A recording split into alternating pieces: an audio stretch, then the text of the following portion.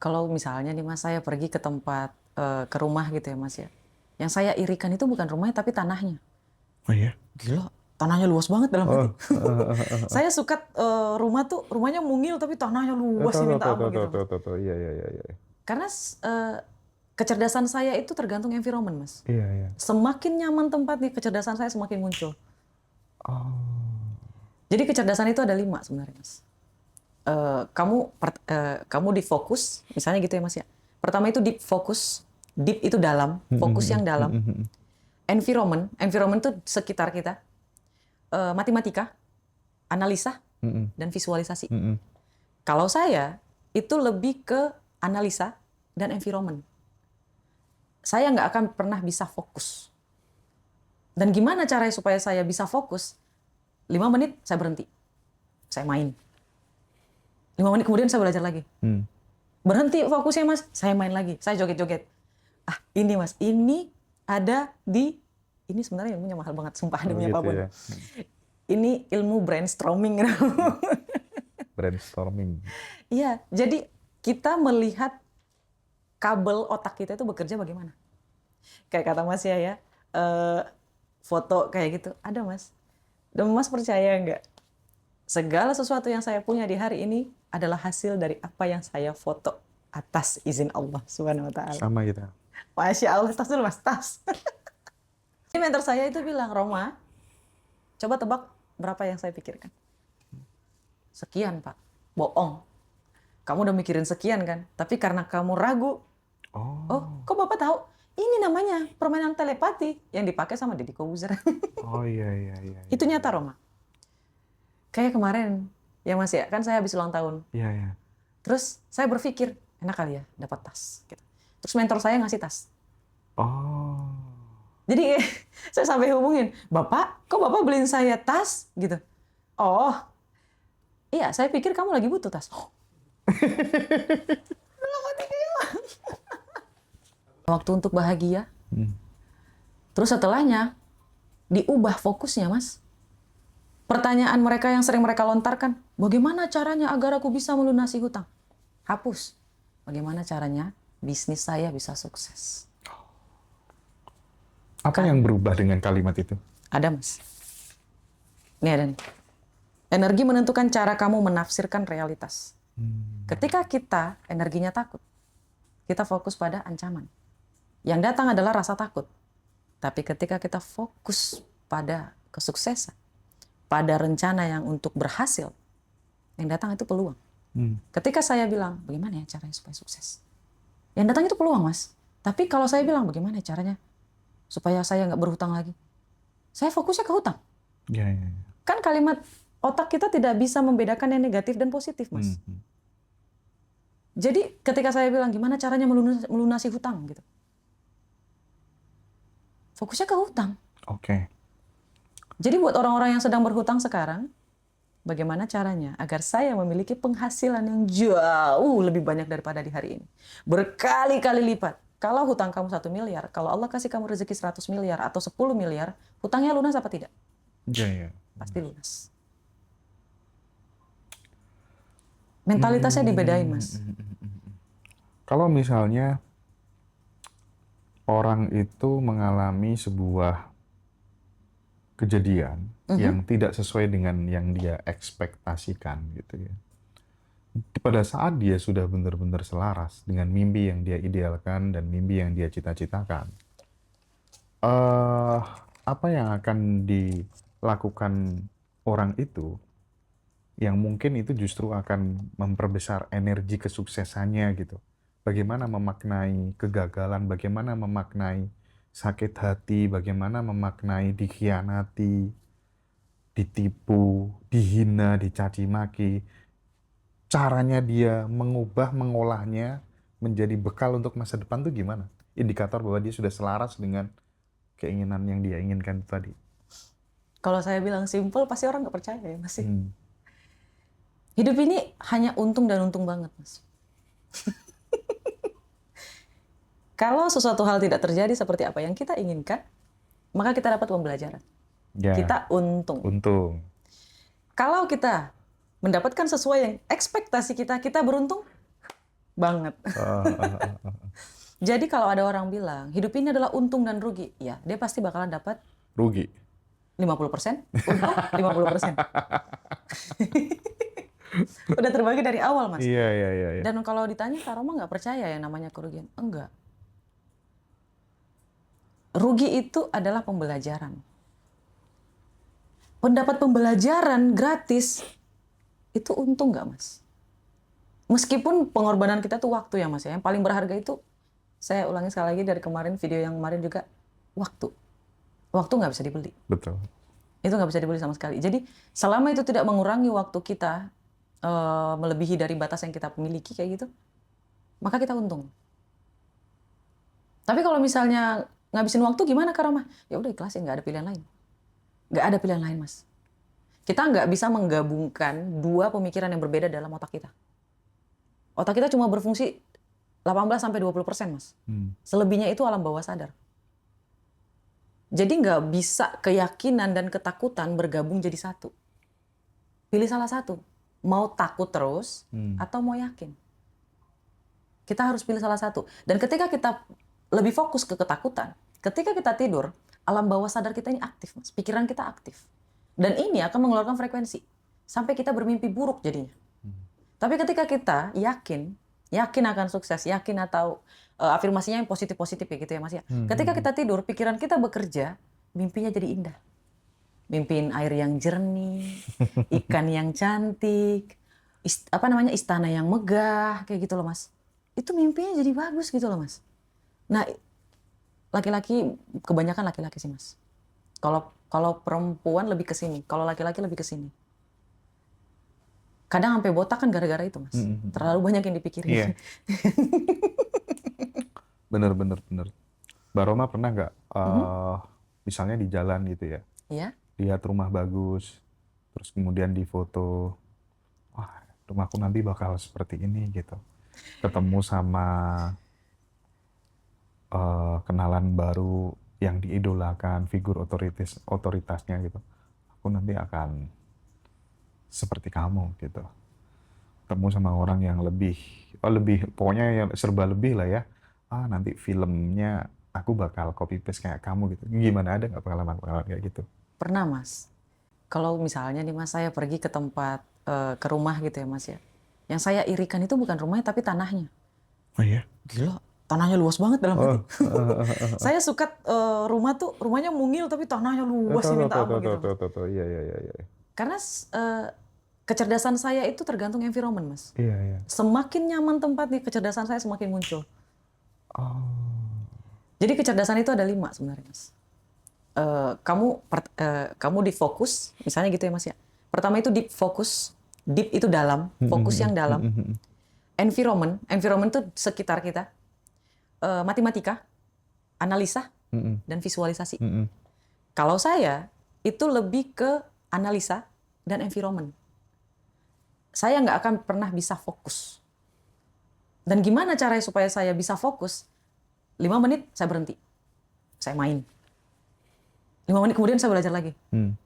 Berhenti fokusnya, Mas. Saya main lagi. Saya joget-joget. Ini, Mas. Ini ada di... Ini sebenarnya ilmunya mahal banget. Sumpah demi apapun. Ya. Ini ilmu brainstorming. Brainstorming. Iya. Jadi kita melihat kabel otak kita itu bekerja bagaimana. Kayak kata Mas ya, foto kayak gitu. Ada, Mas. Dan Mas percaya nggak? Segala sesuatu yang saya punya di hari ini adalah hasil dari apa yang saya foto atas izin Allah Subhanahu wa Ta'ala. Sama gitu. Masya Allah, tas dulu, Mas, tas. Dan teman-teman, kenapa kamu nggak lakuin? Mulai dari hari ini kamu harus foto. Foto apapun. Apa yang kamu sukai. Kecuali istri orang, jangan. Oke. Aku ada sesuatu hal mungkin. Nanti silakan di breakdown aja, Kak Roma. Iya. Jadi pernah ya, hampir banyak orang mungkin pernah ketika menginginkan sesuatu itu terjadinya lama banget gitu. Tapi nggak tahu kenapa gitu ya, banyak juga teman-teman tuh yang baru sekadar batin gitu aja gitu ya. Aku pernah misalnya kayak lewat gitu ya, terus kemudian ngobrol gitu ya, oh kok nggak ada ya sawah di pinggir jalan, tanah di pinggir jalan kayak gini, di daerah sini yang dijual kan bagus ya, di tengahnya dikasih rumah, terus kanan kirinya sawah-sawah semuanya gitu kan, terus dikasih pagar gitu kan. Tiba-tiba gitu nggak ada seminggu gitu pas ke Surabaya sama driver gitu, Mas ada tanah mau dijual sawah. Lokasinya tuh pas waktu aku bilang kayak gitu gitu. Nah Subhanallah. kejadian-kejadian kayak gitu tuh terlalu sering gitu loh. Cuman kan yang jadi masalah, kenapa kalau dulu kok enggak? Dulu tuh Energinya, Mas. susah dan lama banget. Sekarang kok jadi gampang banget ya gitu. Nah, Oke. aku tuh pengen Karoma menjelaskan gimana sih caranya transformasinya gitu. Dari yang tadinya susah banget, sekarang jadi mudah banget gitu. Bahkan Baik. effortless gitu. Mas Hendra sudah berubah bukan? Sudah apa? Sudah berubah bukan dari yang Oh, dulu? oh, sudah dong. Oke. Berarti dunianya berubah. Oke. Masnya sudah berubah, dunianya berubah. Kalau dulu sulit, sekarang jadi mudah. Hmm. Dunia kita berubah setelah kita berubah. Oke, berarti ubah diri dulu. Ya, jadi Mas Hendra bahagianya lebih banyak Oh, lebih lebih banyak sedih? dong. Atau Banyak sedihnya lebih banget banyak? dong. Oh, Bahagia dong. bahagianya yang lebih banyak. Kalau ada orang yang keinginannya gampang banget tercapai, Tapi Mas. hampir jarang sedih loh, Kak Roma. Serius. Iya beneran. Aku sampai aku nggak pernah sedih gitu. Alhamdulillah. Jarang banget. Jarang banget ya, Mas ya. Iya, karena kita berpikirnya ya kita fokusnya ke ada satu, Mas. Ini gong sih, Mas. Ah. Dulu saya ngerasa, Mas, kalau saya bahagia banget, ini pasti ada nih kejadian yang akan Iya, datang. iya, iya, Dulu iya. berpikir kayak gitu, Mas. Tapi kadang kejadian juga. Iya, dulu Karena kayak ada gitu. program itu kali Iya. ya. Kalau sekarang udah nggak pernah, Mas. Iya. Bener. Iya bener Saya udah tuh. nggak pernah berpikir kayak gitu, Mas. Alhamdulillah. Serius, dulu tuh habis ketawa ngakak gitu ya, nggak lama kemudian ada kesedihan gitu kan. Sekarang udah nggak ada kejadian kayak gitu. Karena kita udah berhenti berpikir kayak gitu, Mas. Aku pantas kok ngerasain bahagia ini nih. Aku pantas kok dapat kebahagiaan ini. Kalau misalnya Allah kasih yang sedih, memangnya kenapa? Saya alhamdulillah berhenti berpikir kayak gitu, Mas. Kalau sedih ya udah, gitu. Yang penting saya fokus sama bahagia yang ini. Kalau dulu berpikir kayak gitu, Mas. Nanti apa nih yang terjadi kalau misalnya aku sedih gitu. Sekarang nggak. Alhamdulillah selama setahun ini aku nggak pernah lagi punya pemikiran kayak gitu.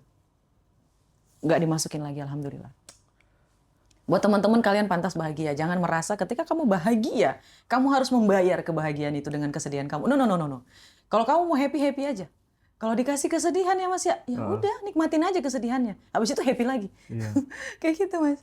Aku pengen sedikit sharing ya, nanti barangkali bisa diluruskan atau dijelaskan ya hal yang saya alami ini ke Kak Roma gitu. Jadi aku dari dulu tuh ketika kemudian misalnya nanti kamu bulan Februari atau bulan apa tuh akan mengalami kejadian kayak gini. Minggu depan kamu akan mengalami kejadian kayak gini. Misalnya itu dalam mimpi misalnya ya. Dan itu akhirnya kan aku jadi antisipasi kan, melakukan semacam kayak tindakan preventif, dan itu dari tindakan preventif yang aku lakukan itu semacam kayak menimbulkan ketakutan Dan itu dan akan terjadi. justru malah kejadian. Iya, Mas. Akhirnya kan karena udah terlalu sering kan, capek kan kayak gitu terus ternyata nggak bisa dilawan ya. Ya udah deh kalau mau terjadi terjadilah nggak apa-apa. Bodo amat. Dan terus kemudian aku lepasin makin nggak takut, nggak kejadian. Setuju, Mas. Saya setuju. Jadi kalau misalnya mau terjadi, ya udah terjadi aja. Misalnya nih, Mas, biasanya saya punya waktu schedule ya, Mas. Saya manusia tipenya itu tertata. Waktu aja saya tata kayak gitu. Jadi sebenarnya waktu jam sekarang tuh tadi habis makan siang itu saya selalu istirahat. Saya nonton Netflix lah apalah kayak gitu ya, Mas ya. Jadi otak saya itu udah mulai nonaktif di saat jam segitu ya, Mas ya. Karena saya kira nggak akan bikin video kan.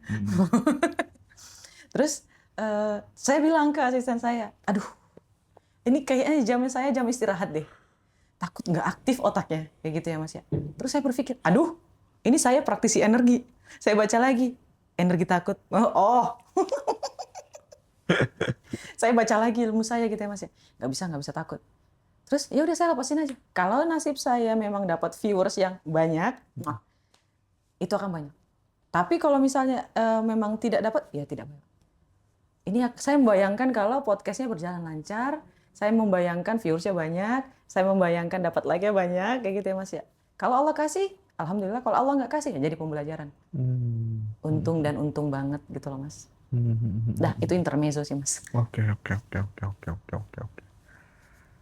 Aduh, keren banget ya. Kak Roma Masya Allah. ngomong-ngomong ini ya, bikin buku ya. Iya, bikin buku I Am the King. Jelasin dong latar belakang kenapa kemudian sampai create buku gitu dan isinya apa dan bisa dibeli di mana gitu. Baik. Sebenarnya itu bukunya hanya untuk orang yang datang ke seminar ya Mas. Oke. Tapi saya kasih kesempatan untuk teman-teman yang mungkin belum bisa hadir di seminarnya. Kayak gitu ya Mas ya. Untuk bisa beli. Sistemnya itu masih pre-order. Memang Oke. sengaja di pre-order. Karena harus balance. Antara pemimpin, pengikut itu harus balance. Nanti lewat admin lah ya. Dah.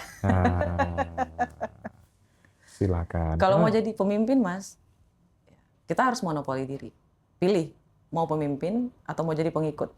Monopoli diri itu gimana sih maksudnya? Jadi gini loh Mas. Menurut Mas, bisnis yang paling memonopoli di pasar itu bisnis apa? Maksudnya bisnis yang paling berhasil itu bisnis monopoli atau enggak? Oh iya. Monopoli ya. Iya. Bener. Kalau kita berhasil memonopoli kita Oh iya, paham aku. dari tindakan, dari pikiran, Iya, dari paham. perasaan, dari ucapan, di mana keempat ini adalah sumber energi kita. Energi itu adalah kondisi emosi yang aktif, Mas. Dan ini mengeluarkan frekuensi. Oke. Kalau kita berhasil memonopoli keempat itu, kira-kira kita bakalan jadi apa ya? Itu saya dapat dari buku bisnis, Mas. Iya. Saya berpikir manusia itu ladang bisnis sebenarnya. Dan diri kita juga ladang bisnis. Bisnis apa Kak Roma? Untuk hidup kita gitu, bukan soal money ya Mas ya, bukan. Ibaratnya kayak kalau bisnis produk atau apapun masyarakat dimanapun itu bisa dimonopoli, kenapa diri kita nggak bisa? Iya. Terus ketika saya baca buku satu dan buku lain itu ada kesinambungan Mas. Saya juga baca ya buku selling ya Mas ya, gimana cara menjual. Karena kan selama ini yang ngelakuin marketing juga saya. Ngelakuin semuanya itu saya, kayak gitu. Jadi otaknya masih saya, kayak gitu. Bukan karena saya nggak mampu bayar orang ya Mas ya, bukan. Tapi karena memang saya suka suatu hal yang... Tapi memang ada orang-orang dengan tipe single factor itu hasilnya lebih bagus tuh, memang ada yang kayak gitu. Iya, aku sering menjumpai hal itu. Karena belum, ini aja sih Mas, saya merasa belum cukup dapat pengalamannya. Nanti ketika saya udah merasa cukup pengalamannya, maka saya kasih ke orang yang lebih hebat. Tapi Kak Roma ini kan kutu buku gitu. Tiga buku yang paling mengubah hidupmu, buku pengembangan diri ya, pemberdayaan diri, itu apa saja mungkin yang bisa direkomendasikan buat teman-teman? How to win friends and influence people. 1. Yes. Dan yang kedua, how to talk. Bagaimana cara berbicara. Oke.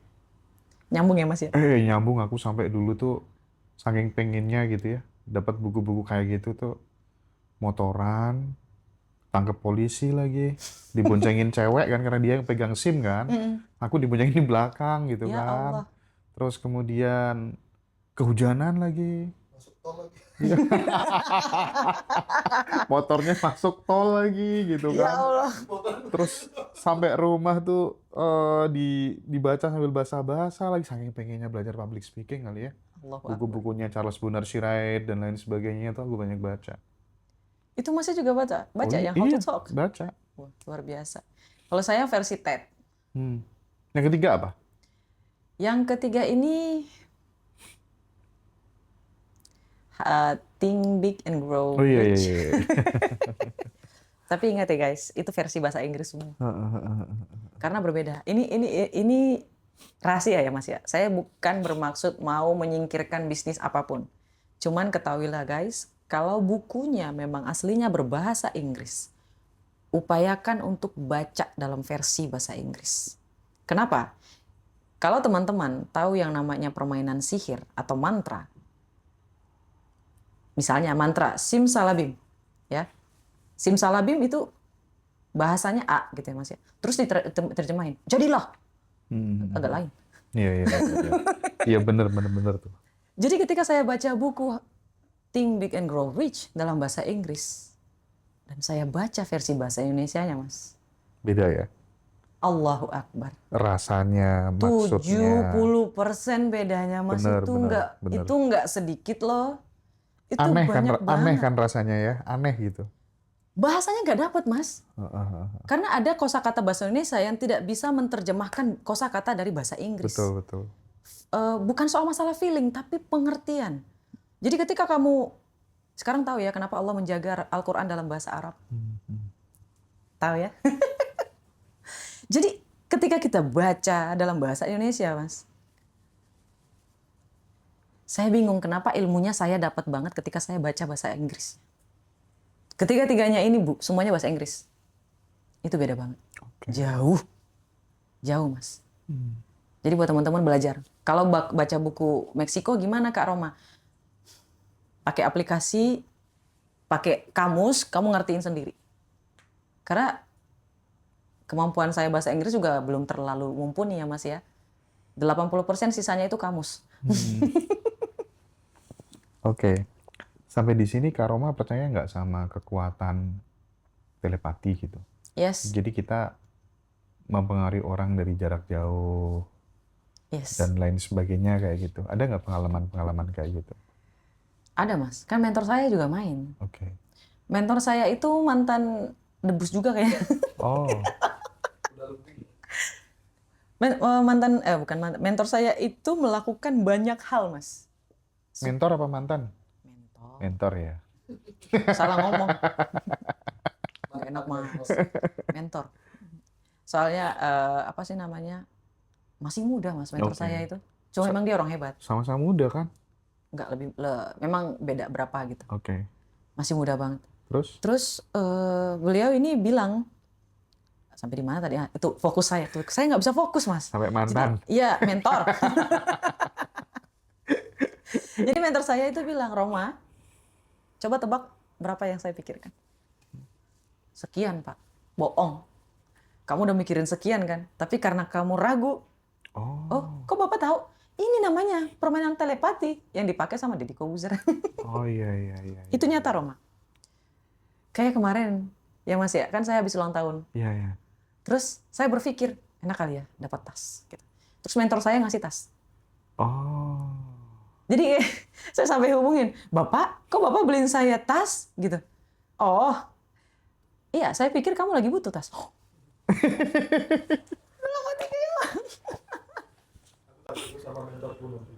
Hai, Masya Allah, tabarakallah.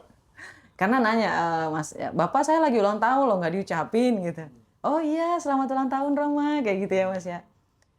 Terus malamnya, Roma, itu saya kirim lewat Gojek. Oh hadiahnya, nggak ngasih tahu Mas ya. Pas dibuka saya kaget lah. Ini tas kayak gitu. Karena saya lagi Kayak gitu tuh bisa terjadi tuh karena faktor apa ya? Karena menurutku ya, sorry to say, itu nggak akan terjadi bagi orang yang tidak memiliki kedekatan. frekuensi Mas.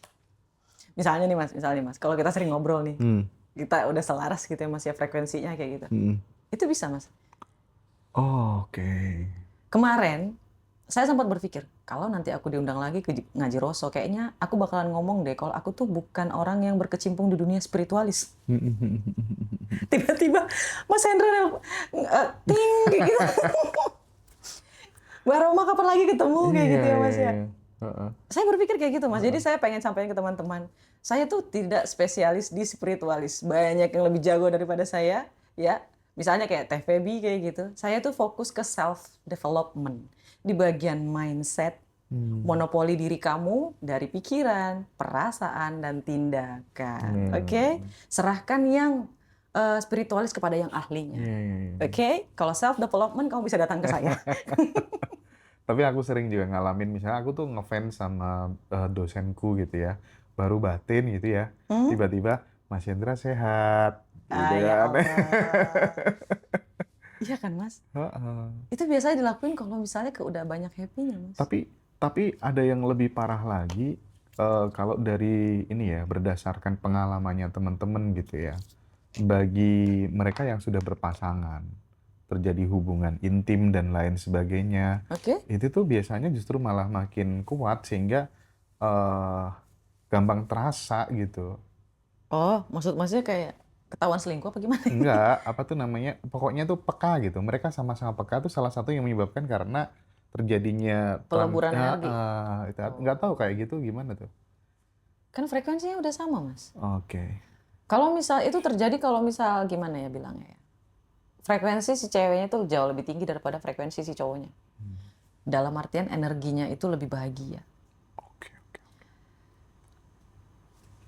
Kan hukum semesta ini bahasanya frekuensi, Mas. Frekuensi ini dihasilkan dari energi. Energi yang kita miliki memiliki frekuensi. Energi ini apa? Itu adalah emosi yang aktif di dalam diri kita. Ucapan, pikiran, perasaan, tindakan. Ini memiliki frekuensi yang disampaikan oleh otak. Otak ini adalah router, Mas. Dan otak ini menyampaikan frekuensi yang A hanya nyangkut ke frekuensi yang A. Tinggi dan tinggi, rendah dan rendah. Tinggi ini pasti sudah bisa mendetek yang di bawah, Mas. Tapi kalau yang di bawah nggak akan bisa ngedetek yang di atas. Sebenarnya ngeri sih, Mas. Permainan frekuensi itu ngeri banget, Mas. Nantilah ya, nanti segmen sama Mas Rozi sambil live gitu ya. Tapi aku penasaran dengan yang kapan hari itu, yang sempat ngobrol sama Mas Rozi. Oke. Tentang itu loh, Apa tuh, Mas? cowok-cowok yang pada melambe itu loh. Oh ya Allah ya Robbi. Itu kan menurutku ya, variabelnya kan banyak ya. Variabelnya tuh banyak gitu. Kalau misalnya dia kerja di salon gitu, itu emang kebanyakan kayak gitu. Yang cowok-cowok, temenku banyak yang gitu ya. Terus kemudian yang jadi masalah adalah ketika dia dari kecil kurang kasih sayang dari kedua orang tuanya. Sosok figur ayah nggak ada karena kerja jauh atau meninggal. Itu juga banyak kejadian kayak gitu gitu. Tapi aku pengen ini dielaborasi secara lebih komprehensif barangkali, Karoma gitu. Termasuk peran kamera juga kan. Itu sebenarnya gimana sih? Karena kadang gimana ya? Aku sebenarnya bisa sih ngasih tahu dia biar dia berubah nggak kayak gini kan karena kasihan ibunya, kasihan orang tuanya. Andai kata kemudian dia suka sama cowok gitu. Iya itu preferensi orang, it's okay lah ya. Tapi kadang kalau kita ada hubungan kerabat gitu kan kadang kayak punya tanggung jawab moral gitu untuk meluruskan gitu kan. Gimana Kak Roma? Gini loh, Mas. Aku agak takut kalau misalnya mau ngomongin soal perasaan ya, Mas ya. Perasaan ini adalah cobaan yang paling berat. Cinta itu adalah cobaan yang paling berat dari Allah Subhanahu wa taala. Dan justru Rasulullah juga mengasihani orang-orang yang sedang bermasalah dengan perasaannya. Ketika seseorang diuji, misalnya dia menyukai sesamanya kayak gitu, itu dia sedang diuji.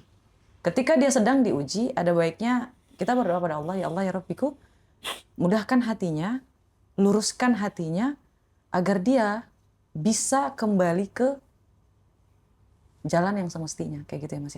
Karena kita nggak bisa meluruskan yang kayak gitu tuh nggak bisa. Hanya dia, karena itu adalah cobaannya dia. Itu yang pertama ya Mas ya, kalau soal yang kayak gitu. Betul kata mereka perasaan tidak bisa dipaksakan. Kita bukan menerima ya Mas, bukan. Tapi ibaratnya kayak kita mengharapkan yang terbaik, minta pertolongan sama Allah supaya Allah ini kan pemilik energi ya Mas ya. Kita nggak bisa mengubah energi orang lain, kita nggak bisa. Kita hanya bisa mempengaruhi. Kalau mereka energinya kayak gitu, itu hanya bisa wewenangnya cuma dari Allah Subhanahu wa taala. Itu yang pertama. Yang kedua, itu adalah Feng Shui. Itu dari Feng Shui, Mas. Yin dan Yang. Oh. Yang cantik itu cewek apa cowok, Mas? Cewek. Berarti kalau cantik itu termasuk visual apa tidak, Mas? Visual. Yes. Berarti visual itu memang lebih ke wanita. Oke. Dan ketika ada laki-laki yang bermain di ranah visual, maka singkat, padat, dan jelas. Kayak gitu aja. Berarti aku udah bener ya? Bener. Udah 2 orang yang benerin mulai tuh. besok Masnya minggir. Iya, makanya mulai besok lebih baik miring. Biar supaya tidak, ya. Mas perhatiin deh, yang pemain ESQ, ada tuh yang sampai 1 juta follower. Cowok. Pemain ESQ. Iya. ESQ itu Etnis Tionghoa juga. oh, Pemain ESQ. Yang pemain ngebahas ya? tentang Bukan penulis ya? penulis. Ya, dia juga motivator. Pak Ari. Mungkin, aku kurang tahu namanya. Kenapa? Beliau juga itu selalu menghadap miring kayak gini. Dia ngadap ngomong ke sana, Oh, dia bukan ke tahu kamera. ilmunya berarti. Yes, itu dari Feng Shui. Saya saya tidak mengarang. Itu betul. Tapi menarik loh. Beliau tuh punya banyak ilmu memang. Salah satunya waktu dia masih susah dulu, itu tuh setiap keluar rumah, ketemu orang di pinggir jalan selalu mendoakan gitu. Itu memang berimplikasi positif terhadap jalan hidup. Yes, Mas.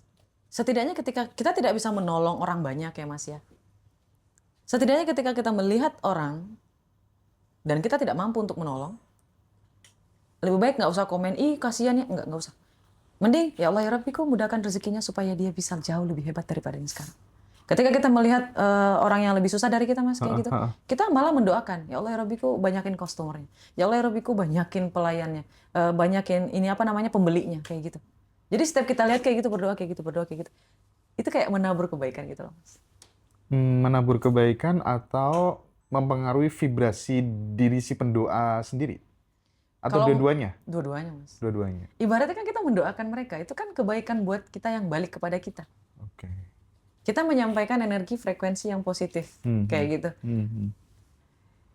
Kalau misalnya frekuensi positif yang kita sampaikan, nyampe ke orang itu pasti positif, Mas. Kecuali dia memang udah negatif parah, nah itu beda lagi, Mas.